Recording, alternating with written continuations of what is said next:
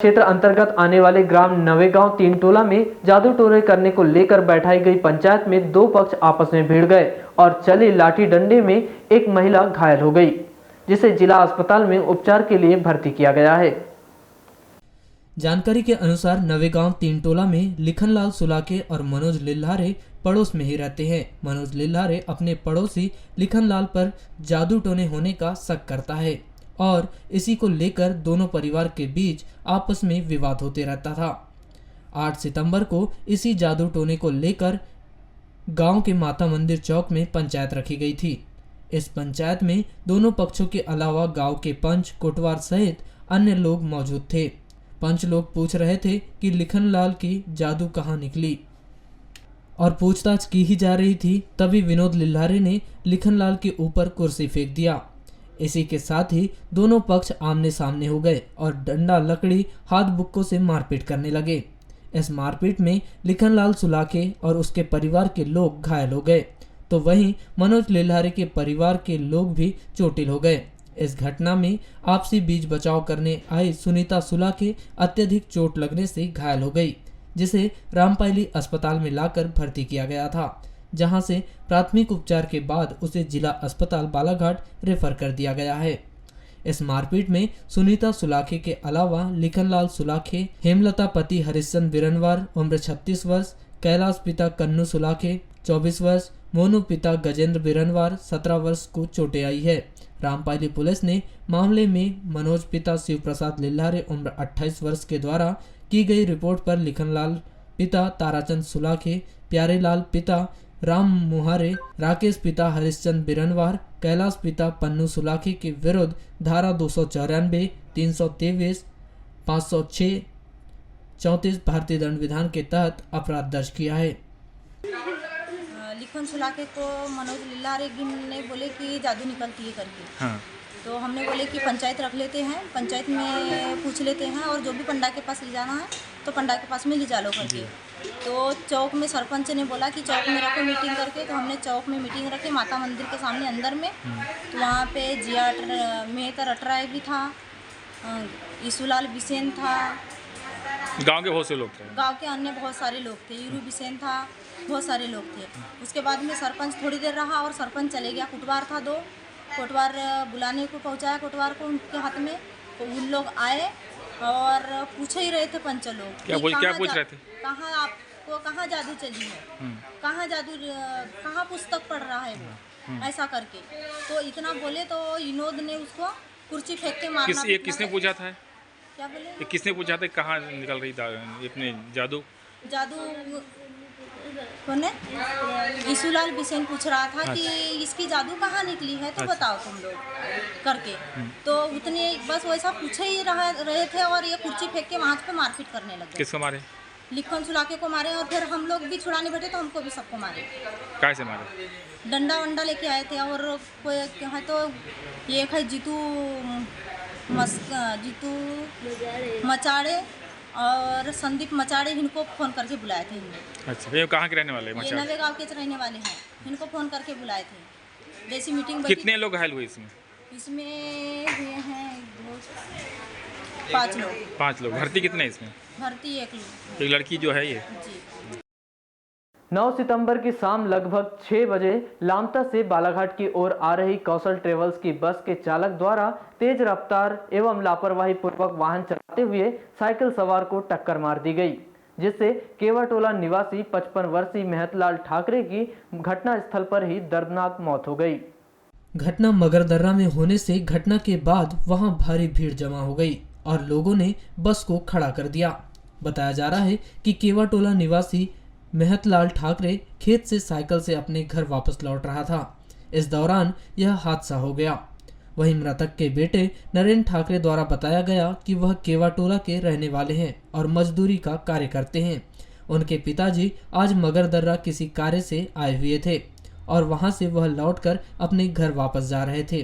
तभी रास्ते में सामने से आ रही कौशल बस के द्वारा उन्हें टक्कर मार दी और वह गंभीर रूप से घायल हो गए, जिनकी घटनास्थल पर ही मौत हो गई। वहीं ग्रामीण थाना प्रभारी कमल सिंह गहलोत और हमराह स्टाफ घटनास्थल पर पहुंचा और शव को बरामद कर उसे पीएम के लिए जिला चिकित्सालय भिजवाया। जिसके 100 का 10 सितंबर को पीएम किया जाएगा। जानकारी के अनुसार ग्रामीण पुलिस ने बस को जब्त कर ली है, वहीं मामले की जांच शुरू कर दी है।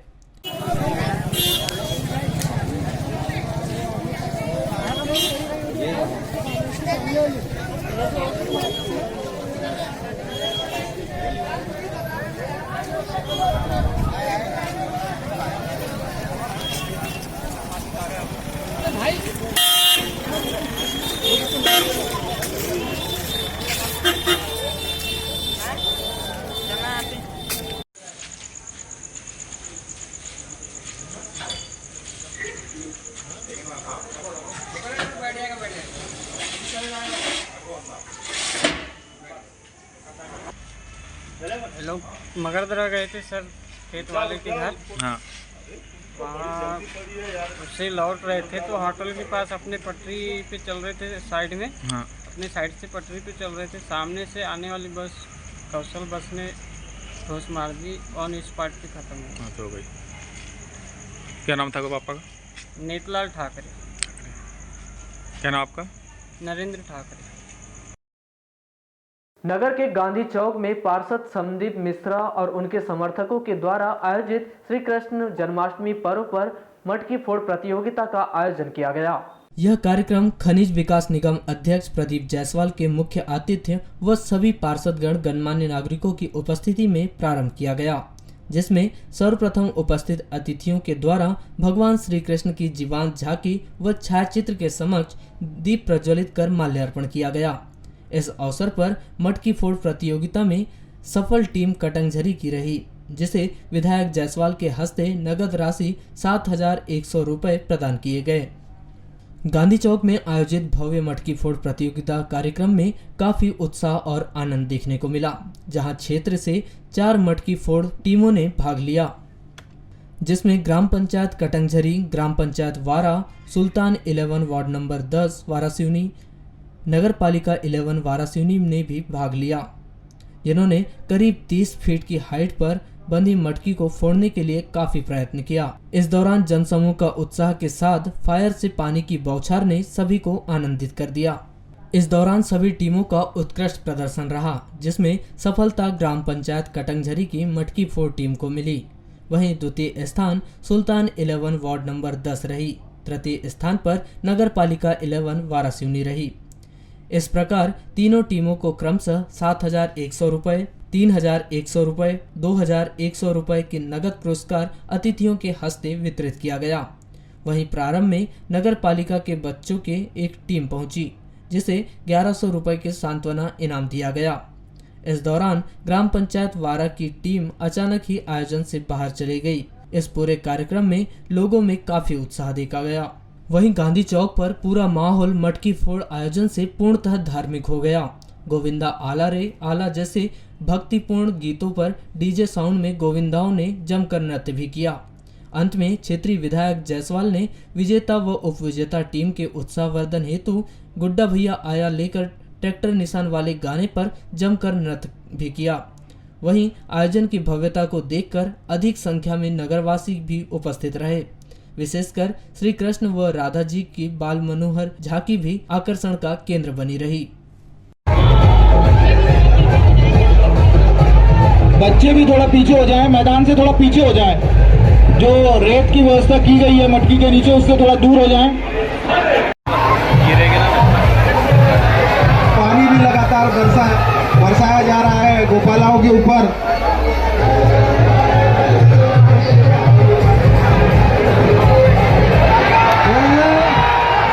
और पूरा पिरामिड ध्वस्त होता हुआ से शिरकत कर रही है और काफी अभ्यस्त है कटंगझरी की टीम। फोड़ का आनंद ले रहे हमारे क्षेत्र के लाडले विधायक परम आदरणीय गुड्डा भैया, साथ ही नगर पालिका की आदरणीय अध्यक्ष महोदया सरिता मनोज दांद्रे जी, उपाध्यक्ष महोदया प्रीति संतोष शिव जी, जिला पंचायत सदस्य आदरणीय मधुर भाभी, हमारे वार्ड नंबर 5 की पार्षद आदरणीय मधु जायसवाल भाभी जी, मुख्य नगर पालिका अधिकारी नगर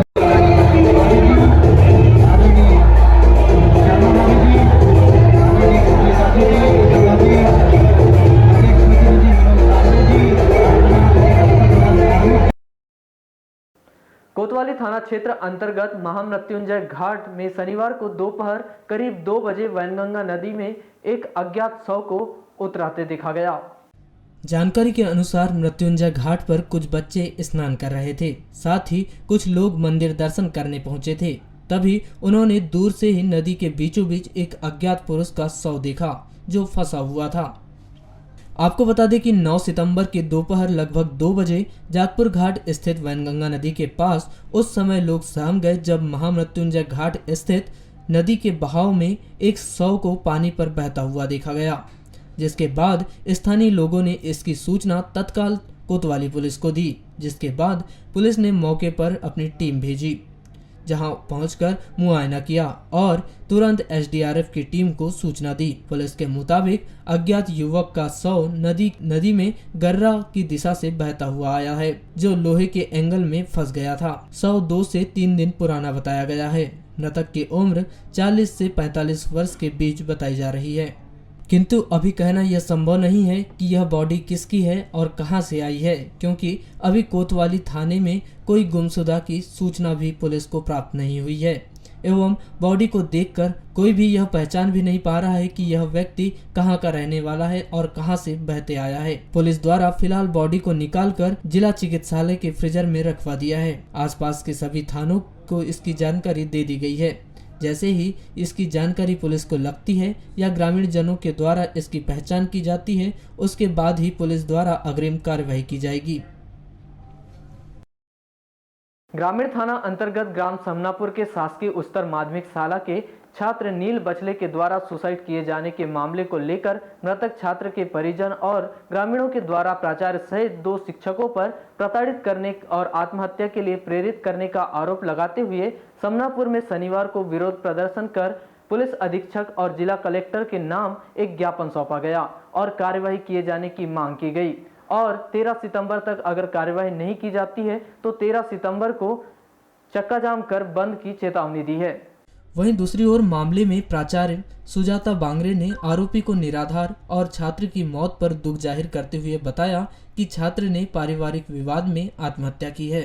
प्राप्त जानकारी के अनुसार समनापुर के शासकीय उच्चतर माध्यमिक विद्यालय के 12वीं कृषि संकाय के छात्र 17 वर्षीय नील बिछले ने विगत 28 अगस्त को जहरीली दवा का सेवन कर लिया था, जिसे उसे जिला अस्पताल में उपचार के लिए भर्ती किया था, जिसकी 30 अगस्त की सुबह मौत हो गई थी।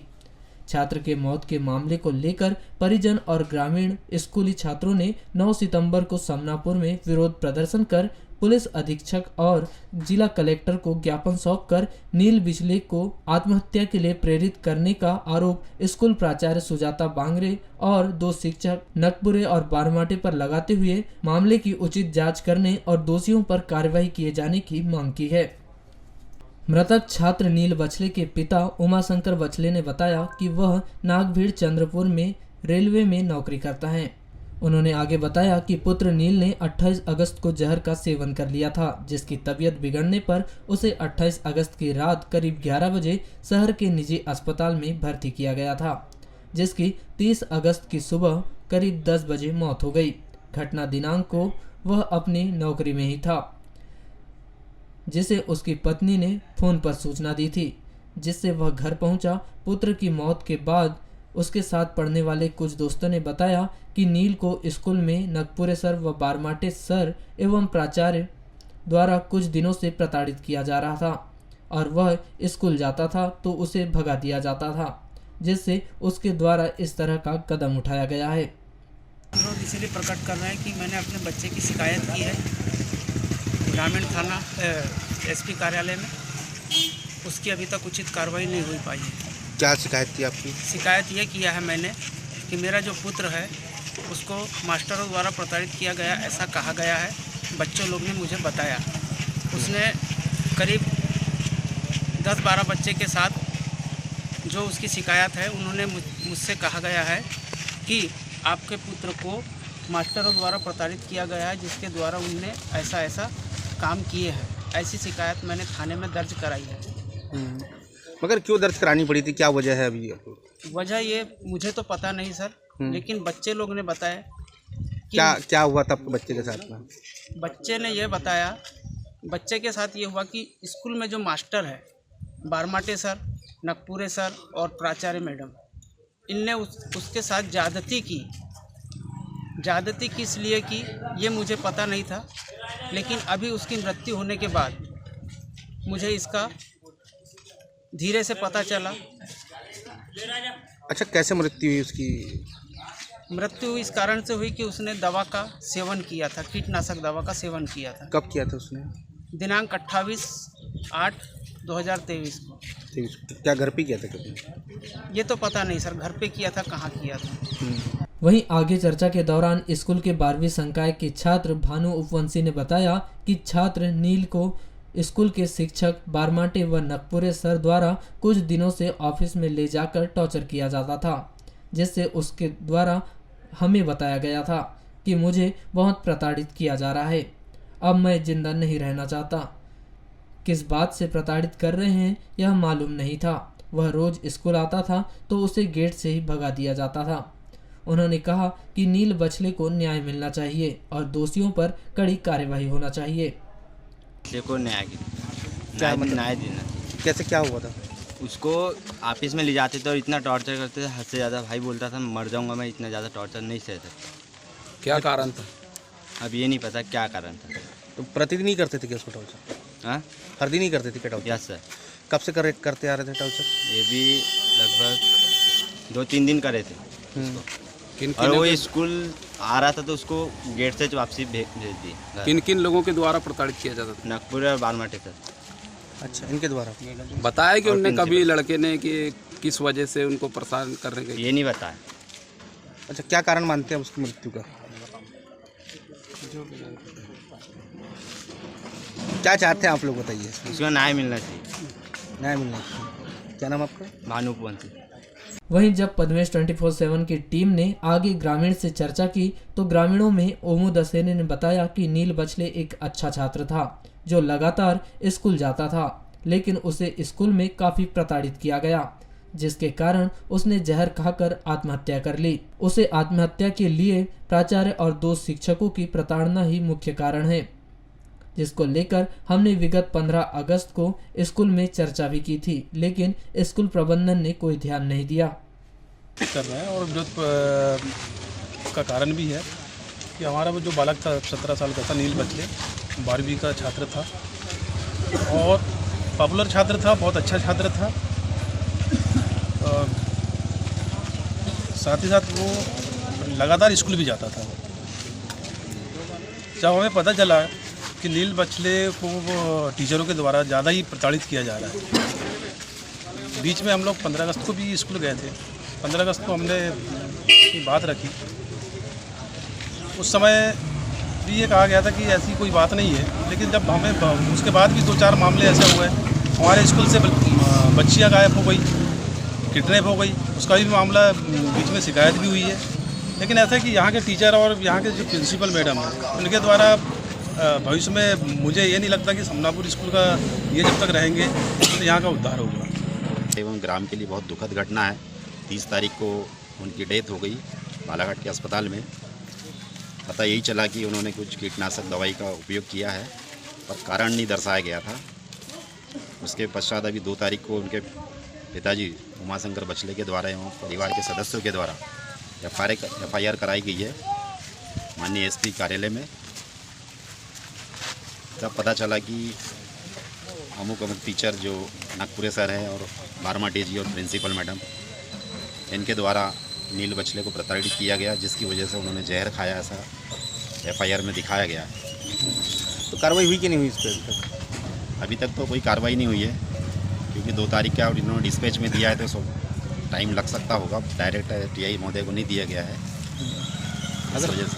अब क्या कदम रहेंगे जैसे आप लोग विरोध प्रदर्शन? हम चाहते कि जो शिकायत हुई है उस पर कार्रवाई होनी चाहिए, दोषी को सज़ा मिलना चाहिए इस पर। ये जो टीचर लोग हैं स्कूल में कब से पदस्थ है और इसके पहले उन लोग की शिकायत आपके पास आई कि कभी? पढ़ाई को लेके और अनुशासन को लेके आती थी, जिसमें नागपुरे सर तो 15 वर्षों से यहाँ पदस्थ हैं यहाँ पे। तो कभी उनके खिलाफ आपने कहीं शिकायत? पेरेंट्सों के साथ बच्चों को पढ़ाई के पर्पज़ से जाते थे, बाकी इस मैटर पे नहीं आई थी। अभी जैसे नील बछले को प्रताड़ित किया जाता है करके इसकी शिकायत नहीं आई थी। से तंग आकर के मतलब बच्चे ने सुसाइड किया, क्या ये सही है या गलत है? नहीं सर, मेरे विद्यालय में किसी बच्चे को इतना डांटते नहीं और मारना भी मना है सर। केवल अनुशासन के लिए टोकते ज़रूर हैं कि भैया आपने ड्रेस क्यों नहीं पहना, तो ड्रेस पे आइए, चोटी सही करिए, क्लिप ज़्यादा नहीं लगाइए, बस इतनी छोटी मोटी घटना के लिए डांटते हैं शिक्षक। ऐसे किसी को पढ़ाई के लिए कोई टॉर्चर नहीं किया जाता सर। आरोप सब निराधार है जो लगा? सब पूरे आरोप उनके पारिवारिक कोई लड़ाई है सर, उसको उन्होंने स्कूल प्रशासन के ऊपर डाल दिया है और उनके द्वारा लगाए गए जो आरोप हैं वो बेबुनियाद और निराधार हैं। इसमें विद्यालय की कोई भी हस्तक्षेप नहीं है सर। थैंक यू जी। लामता थाने की चरेगांव पुलिस चौकी क्षेत्र के अंतर्गत आने वाले ग्राम हिरमुटोला में एक महिला को उसके पति ने गला, सिर और मुंह में चाकू मारकर गंभीर रूप से घायल कर दिया। 19 सितंबर को सुबह 4 बजे यह वारदात घरेलू विवाद के चलते उस समय हुई जब यह महिला अपने बच्चों के साथ सो रही थी।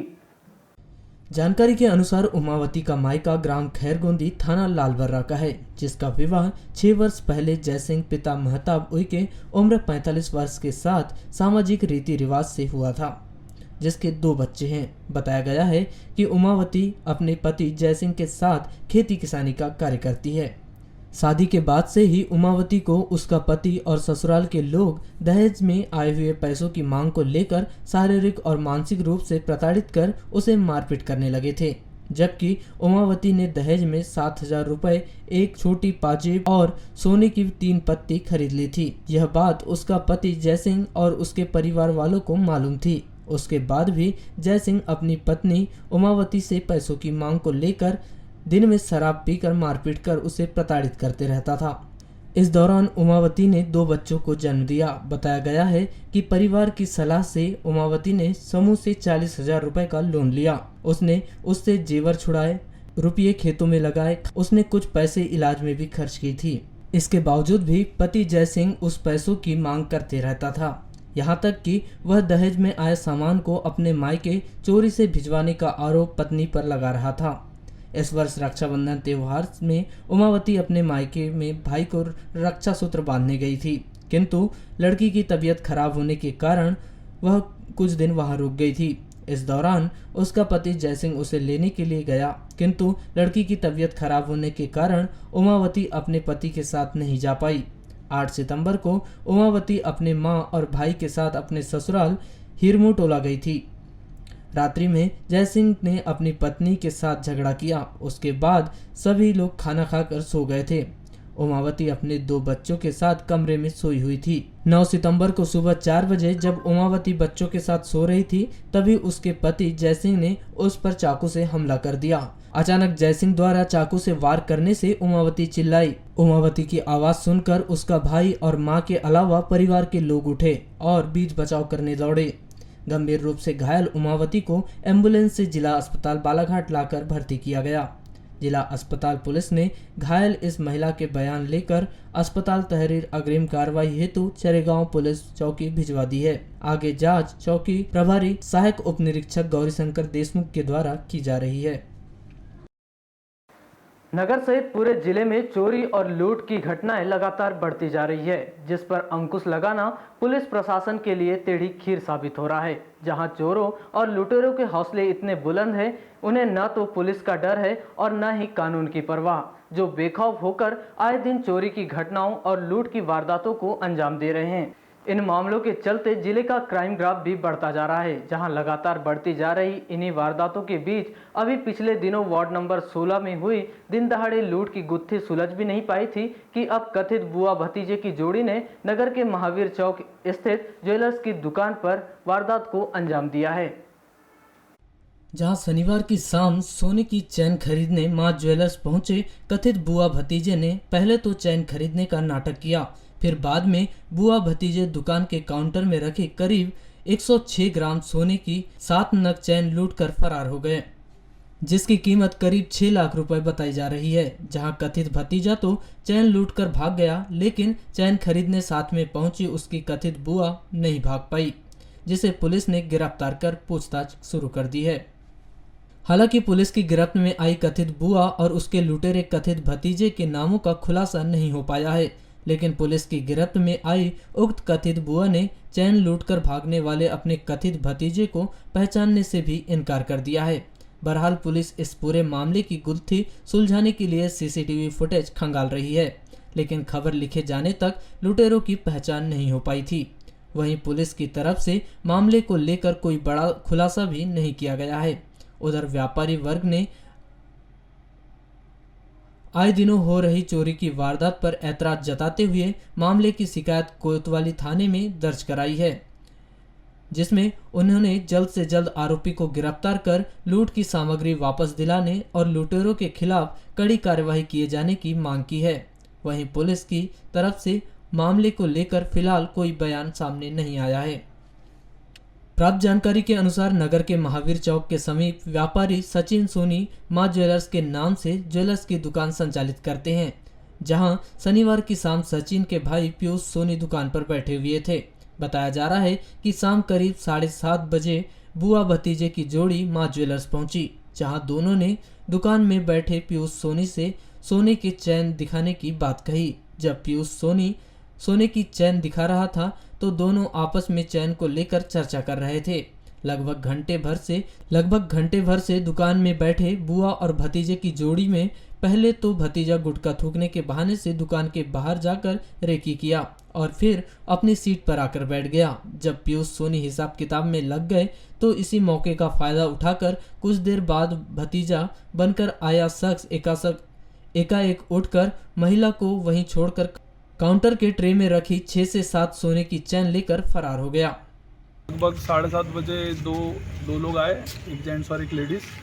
वो चेन देख रहे थे सोने की और लगभग देखते देखते 1 घंटा हुआ, पसंद नहीं कर रहे थे, नाटक कर रहे थे। उसके बाद जैसे ही मैं कैलकुलेशन की तरफ ध्यान दिया उतने में वो आदमी ने 5 से 7 चेन लेके भाग गया और एक जो लेडीज़ थी वो वही थी। तो मैंने चैनल गेट लगा के एक जन को बुलाया वहाँ पे और वहाँ पे खड़ा किया। उसके बाद उसको पकड़ने की कोशिश किया पर पकड़ाया नहीं। वो ये बताइए कि क्या दोनों दंपत्ति हैं या साथ में ही आए थे? वो दोनों साथ में ही आए थे और बातों बातों में उनका कहना था एक दूसरे को बुआ और भतीजा एक दूसरे का। और अभी जब वापस में पूछे तो अभी कुछ नहीं बता रही है वो जो लेडीज़ थी उसके साथ। अच्छा, कितनी कीमत होगी जो ज्वेलरी आपकी? ज्वेलरी लगभग 6 लाख के आसपास। ज्वेलरी में क्या क्या था उसमें? चैन थी, सब जेंट्स चैन ही गई। कितनी संख्या रही होगी? 5 से 7। ये बताइए कि जैसे लेडीज़ जो है वो बोल रही थी कि भाई मैं तो उसको जानती ही नहीं बाद में, तो कैसे मालूम चला कि ये साथ में आए थे? साथ में आए वो तो भैया कैमरे में भी दिखा है, मैंने अपनी आंखों से देखा हूँ, तो वो तो दिख ही रहा है ना। पत्नी को प्रेमी के साथ बातचीत करने से गुस्साए एक पति ने अपनी पत्नी और उसके प्रेमी को लाठी से मार मार कर घायल कर दिया।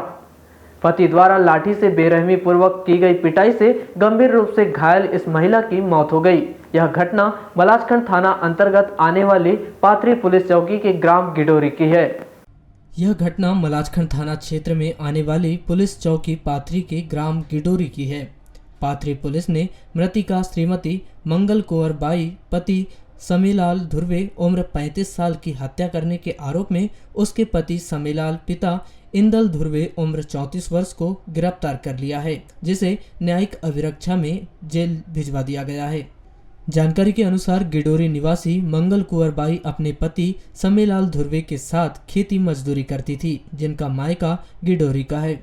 6 वर्ष पूर्व मंगल कुंवर बाई का प्रेम संबंध यशवंत धुर्वे ग्राम सिंगनपुरी गोंडी टोला चौकी साले टेकरी निवासी के साथ चल रहा था, जबकि यशवंत धुर्वे शादीशुदा है, जिसके परिवार में पत्नी लता धुर्वे और 2 बच्चे हैं। उसके बाद भी यशवंत धुर्वे का प्रेम संबंध मंगल कुंवर बाई ग्राम गिडोरी निवासी के साथ चल रहा था और वे दोनों मिलते रहते थे। 1 सितंबर की रात्रि में यशवंत धुर्वे अपनी प्रेमिका मंगल कुंवर बाई से मिलने के लिए गिडोरी आया हुआ था और रात्रि 1 बजे यशवंत धुर्वे अपनी प्रेमिका मंगल कुंवर के घर पहुंचा और दोनों खिड़की से बातचीत कर रहे थे। दोनों को बातचीत करते हुए मंगल कुंवर बाई के पति समीलाल ने देख लिया और वह आवेश में आकर हाथ में कुल्हाड़ी लेकर बाहर आया और उसने यशवंत धुर्वे के सर पर वार कर दिया। यशवंत धुर्वे ने अपने हाथों से बचाव किया, जिससे उसे मामूली चोटें आई। तभी मंगल कुंवर बाई ने अपने प्रेमी यशवंत धुर्वे का बचाव करते हुए अपने पति समीलाल के हाथ से कुल्हाड़ी छुड़वाकर फेंक दी। मंगल कुंवर बाई द्वारा अपने प्रेमी यशवंत धुर्वे का बचाव करने से समीलाल धुर्वे और आवेश में आ गया और उसने अपनी पत्नी मंगल कुंवर को अपने प्रेमी का सपोर्ट करती है कहकर उसे लकड़ी से मारपीट कर जमीन में गिराकर लात घूंसों और पेट छाती पर मारपीट कर दिया। समीलाल द्वारा की गई मारपीट से मंगल कुंवर बाई को अंदरूनी चोटें आई जिससे वह घायल हो चुकी थी, जिसके बाद समीलाल ने यशवंत धुर्वे को पकड़कर उसके हाथ पैर बांधकर उसे वहीं पटक दिया और पूरी रात चिल्लाते चिल्लाते सो गया। मंगल कुंवर बाई भी घायल हालत में रात भर वैसे ही पड़ी रही। अगले दिन 2 सितंबर को समीलाल धुर्वे के द्वारा गांव में पंचायत रखी गई थी। सामाजिक बैठक में सिंगनपुरी के लोगों को भी बुलाया गया था। इस बैठक में मंगल कुंवर बाई अपने पति को छोड़कर प्रेमी यशवंत धुर्वे के साथ जाने को तैयार हो गई। सामाजिक इस बैठक में मंगल कुंवर बाई को उसके प्रेमी यशवंत धुर्वे को सौंप दिया गया, जिसके बाद यशवंत धुर्वे ने अपनी प्रेमिका मंगल कुंवर बाई को अपने साथ अपने घर सिंगरपुरी लेकर आया था। पति समीलाल द्वारा मारपीट किए जाने से मंगल कुंवर बाई को अंदरूनी चोट आने से उसकी तकलीफ ज्यादा बढ़ गई थी। 6 सितंबर को मंगल कुंवर बाई को यशवंत धुर्वे शासकीय अस्पताल बिरसा में लेकर गया और भर्ती किया था। मंगल कुंवर बाई के पेट और सीने में तकलीफ बढ़ने के कारण यशवंत धुर्वे डॉक्टर को बिना बताए उसे बिरसा अस्पताल से बालाघाट लेकर आ रहा था, किंतु मंगल कुंवर बाई के रास्ते में ही मौत हो गई। यशवंत धुर्वे ने मंगल कुंवर बाई की लाश अपने घर सिंगनपुरी लाया और इस घटना के संबंध में पुलिस चौकी सालेटेकरी को सूचना दी। पुलिस चौकी प्रभारी उप निरीक्षक धन सिंह धुर्वे ने ग्राम सिंगनपुरी पहुंचकर मृतिका मंगल कुंवर बाई की लाश बरामद की और पंचनामा कार्रवाई पश्चात बिरसा अस्पताल में पोस्टमार्टम करवाकर उसके परिजनों को सौंप दिया। घटना मलाजखंड थाना क्षेत्र के होने से बिरसा पुलिस ने मर्ग डायरी मलाजखंड थाना भिजवाई।